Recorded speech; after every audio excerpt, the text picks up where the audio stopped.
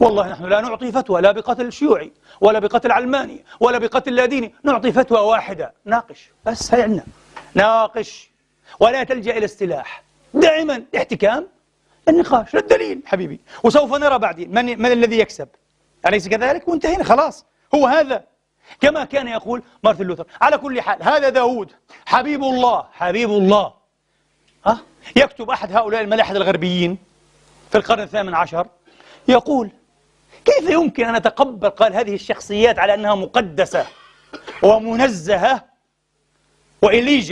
إليشع هذه الشخصية الإلهية، النبي، هذا النبي يصرخ في البراري، هذا إليشع قال لمجرد أن صبية براء في أبرأ من الصبي الطفل الصغير، صبية نادوه يا أصلع الرأس، الكتاب المقدس فعلا قالوا له يا أصلع الرأس، يا أبو جلاتس يعني يا أصلع، فغضب غضبا شديدا واستعدى عليهم السماء وأنزل عليهم أبشع اللعائن، لعنهم إليشع هذا يعني إليشع لعن الصبية لأنهم قالوا يا أصلع الرأس. اليوم ممكن نقول لك يا متعصب، يا منغلق، يا استئصالي، يا تطهيري، أو ملعون أنت، مش بس خارج النادي تبعنا نادي أهل السنة، لا، ملعون، وقطعا كل من يستمع إليك ملعون، ومن يغتر بك ملعون، وأنتم في جهنم، عائشة في جهنم وفلان في جهنم، عادي شيعي يدخل الناس في جهنم. أنا أسأل ماذا بقي لله؟ بصراحة والله ماذا بقي لله؟ إذا أعطيتم أنفسكم فرصة أن تحكموا في الناس الآن بأنهم مؤمنون وكافرون على أهوائكم، شيء لا يصدق يا أخوان. نعوذ بالله من الهوى، نعوذ بالله من الغرض.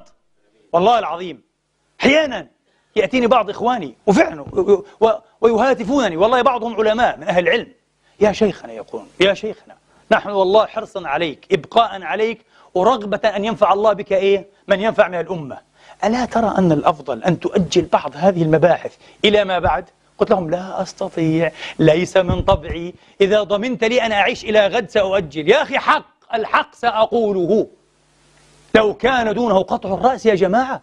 أبو ذر رضوان الله تعالى عليه كان في مكة يحدث الناس بحديث، وبعدين قيل له أتحدث بهذه الأحاديث؟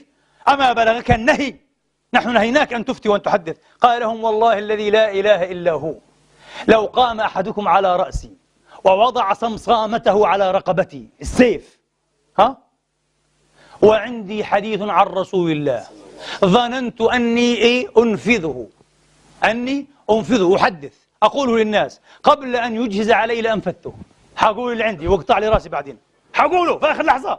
دين، هذا الدين، لن أدلس على الناس، لن أكذب، لن أجامل، لن أراوغ، سأقول قناعتي. هكذا يجب أن نتعلم أيها الإخوة، يرضى من يرضى ويسخط من يسخط، كفى بالله راضيا لا إله إلا هو، فيا ليتك ترضى والأنام غضابه، لا يحيي البشر.